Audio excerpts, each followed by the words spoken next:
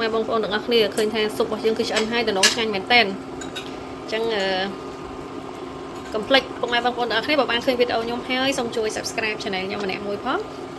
ជំរាបសួរពុកម៉ែបងប្អូនទាំងអស់គ្នាថ្ងៃនេះខ្ញុំបង្ហាញមុខម្ហូបមួយមុខទៀតស៊ុបម្រះពងទាកូនជាមួយនឹងប្រហិតសាច់ជ្រូកយើងធ្វើដោយដៃអញ្ចឹងណាយើងដំវាម៉ត់ឲ្យវារៀងស្វិតដោយសាច់ជ្រូកណាហើយបន្លែរបស់យើងគឺមានម្រះជាចម្បងហើយផ្សិតជាមួយនឹងស្ពៃបូកគោតោះចាំ start ធ្វើជាមួយខ្ញុំទាំងអស់គ្នាឥឡូវនេះផ្ទះចាប់5ក្តៅហើយយើងធ្វើការចាក់ភ្លើងតិចមកដើម្បីពងខ្ទឹមយើងហើយយើងពងខ្ទឹមយើងឲ្យយើងក្រហមបន្តិចដើម្បីឲ្យវាឈ្ងុយបន្ទាប់មកយើងធ្វើការចាក់ទឹកស៊ុបត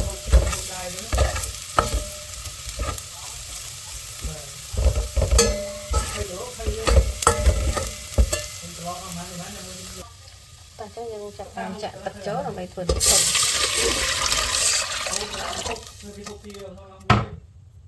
ឥឡូវនេះគឺយើងមូវាមកដាក់ទៅខាងអគ្គិសនីបែបនេះដើម្បីងាយស្រួលពេលដែលស៊ុបរបស់យើងឆ្អិនយើងដួសហូបក្តៅអញ្ចឹងណាឥឡូវនេះទឹកពុះហើយគឺយើងចាប់ផ្ដើមធ្វើការដាក់ប្រហិតរបស់យើងនេះមកប្រើសាច់ជ្រូកអញ្ចឹងណាធ្វើការដាក់មកប្រហែលគឺយើងមូវាដុំក៏បានយើងដាក់វាអញ្ចឹងមកតែអញ្ចឹងពេលយើងបង់សាច់ជ្រូកយើងរួចយើងចាប់ផ្ដើមធ្វើការដាក់គ្រឿងអញ្ចឹងណាយើងលៃតាមទឹកស៊ុបរបស់យើងណាខ្ញុំដាក់វាចិត្តមកស្លាបព្រាខ្ញុំអត់ចង់ដាក់ជាតិដិតទេហើយគ្រឿងផ្សំយើងងាយៗអត់ច្រើនទេតាមខ្សែស៊ុបជាមួយនឹង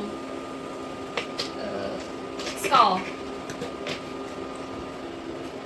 តែអញ្ចឹងខ្ញុំមានបន្ថែមតាហ៊ូពងមាន់នេះព្រោះពេលដាក់មួយស៊ុបរបស់យើងកាន់តែឆ្ងាញ់អញ្ចឹងណាតែមកទៀតខ្ញុំមានពងទាកូន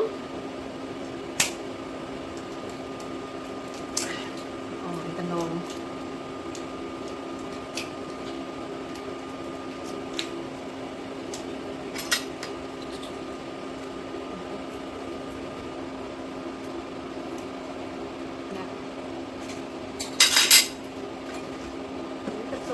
ពុះហើយពងទាកូនយើងក៏ដាក់រួចមើលទៅតឡូខ្លាំងមែនតើយើងចាប់តាមធ្វើការដាក់បន្លែតឥឡូវនេះយើងធ្វើការដាក់បន្លែរបស់យើងដាក់ម្រះចូលមកព្រោះស៊ុបយើងគឺស៊ុបម្រះបន្លែអត់ច្រើនមុខទេគឺគួរឯកនេះគឺម្រះហើយយើងធ្វើការដាក់ផ្សិតមកយើងដាក់តាមចំណងចិត្តចូលចិត្តហូបប៉ុណ្ណាដាក់ប៉ុណ្ណឹងមក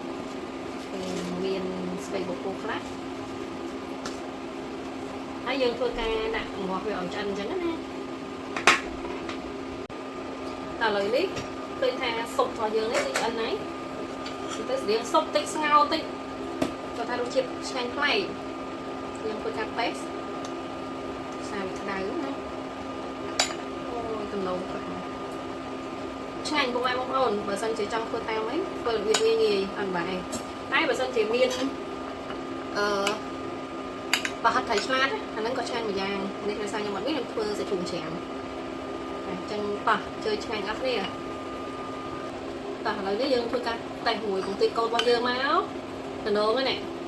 តោះអញ្ជើញឆ្ងាញ់មួយខ្ញុំអស់គ្នា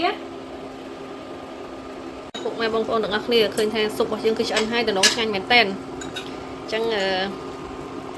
កុំភ្លេចពុកម៉ែបងប្អូនទាំងអស់គ្នាបើបានឃើញវីដេអូខ្ញុំហើយសូមជួយ Subscribe Channel ខ្ញុំម្នាក់មួយផងអរគុណច្រើនជម្រាបលា